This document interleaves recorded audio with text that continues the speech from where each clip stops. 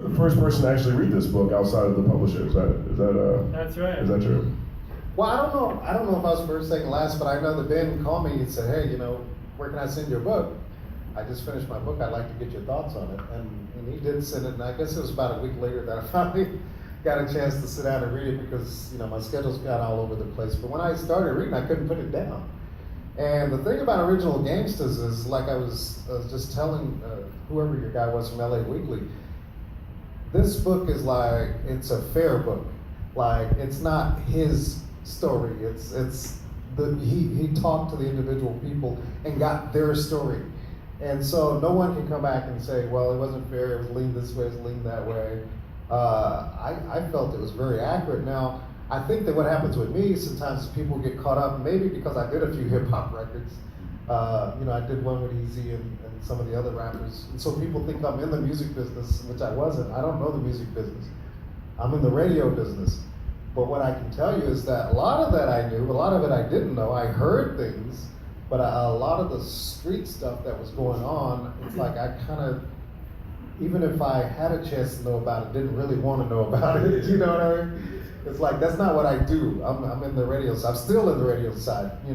41 years now, still in radio, working on the wave, if anybody gets a chance to listen, 1947. But this is a very fair book, I think. It's not his story. It's actually the people that he's talking about story. So it was a good read. It was entertaining. And then I kept waiting to see. I was like, okay, how far is Ben going to go with this? Because, I don't want him to get into trouble, but then he, it's a really good read. You guys are going to have fun reading it. It's a bit long, but it's not that long. 400 pages. What was I have one more question for you, back to back here, Greg. You brought hip hop to K-Day, and was there resistance around that? How much of a battle was it? Everything seemed like a battle in the 80s in hip hop. Hip hop, they were just battling each other and it was fighting for everything. Did you encounter that? Yeah, I got a lot of resentment. First starting at the station, but the ratings were so low at KD at that time, they were open. And so they asked me, and I said, well, start playing a little bit more rap than we're doing. First, they wouldn't let me play it all the time. They would make me day part it. We'd only play it at night. But very first book, the ratings just jumped. The ratings just went through the roof, so they kind of let it loose. Now, where I was getting resentment from is the major record stores at that time refused to carry rap. Okay, the mom and pops were getting rich because of it. Little small stores, and the Rhodium Swap Meet and Slauson Swap Meet and all the other places.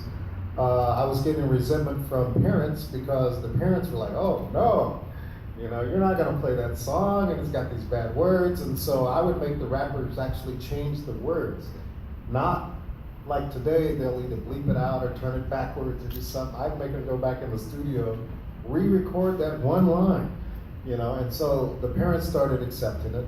And then you had all the activists and politicians, "Oh, we're going to shut you down.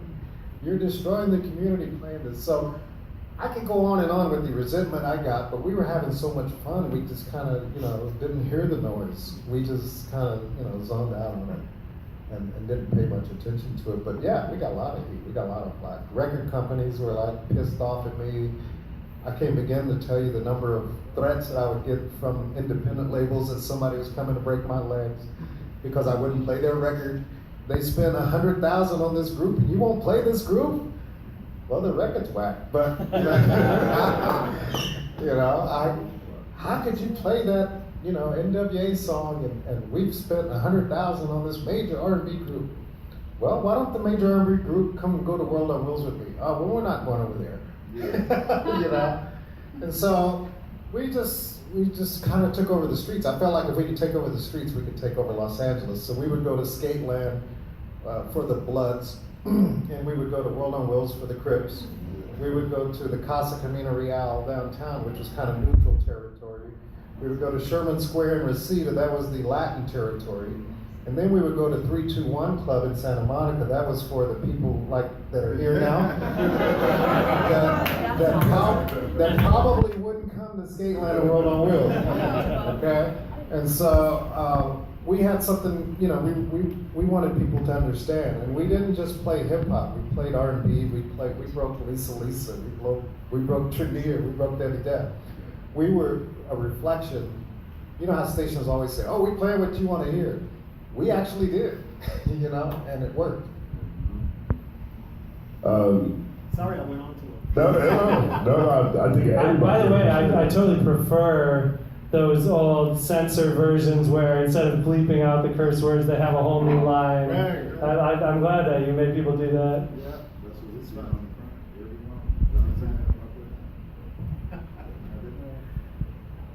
Anybody have any questions? Again, by the way, jump in, raise your hand. We'll make sure to call on you if you have any questions here.